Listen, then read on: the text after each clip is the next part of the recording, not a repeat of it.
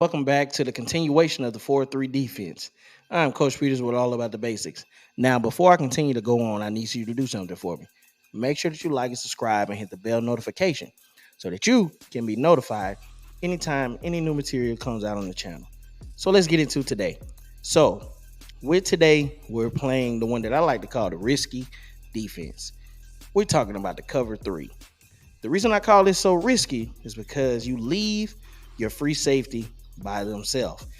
And you really have to depend on people to be in the right places and play these zone areas very effectively. So without further ado, let's take a look at them. So first up, the 4-3 defense and cover 3. We're going to take a look at the cornerbacks.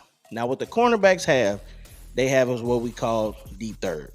As you can see, they have everything that is from the sideline all the way to the hash marks. That is their third of the field. We're splitting the field in threes. So they have from the hash to the sideline. It's very important for them to do their responsibility. And the other thing, can't get selfish. They can't let nothing get behind them. That's their responsibility first and foremost. Now in cover 3, remember I told you there's going to be one safety that will be by himself. So that means the other one has to play a different place. And that person is the strong safety. Now on the screen, as you can see, I kind of gave him like a turquoise like color, right? You know, one of those teal. I don't really understand colors like that. But you see the will and the strong safety, they both have this teal because they are curl to flat players. That is who they are in the cover 3 defense.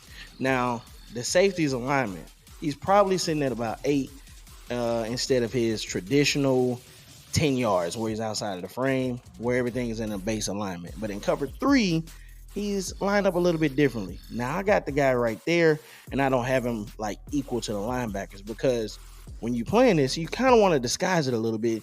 You don't want to let everybody know, is it cover 3, is it cover 4, is it cover 2? What are they gonna do? Because like I said, this one to me is the dangerous one. So that's those two responsibilities. All right. Next, I got the Sam, the strong side linebacker. This linebacker right here is going to have the hook to curl area. That's going to be the area that he's going to cover. Because remember, my safety is going to be streaming down. He's going to be rolling to that curl to flat area. And then I got my quarterback of the defense, the Mike. He has deep middle. Now, depending on how the offense line, that depends on how he shades over the center, how he wants to look at it. But on here, what I can see on the screen, I kind of got him in base. Everything is in base right now, just depending on if the offense is lined up in a base alignment, right?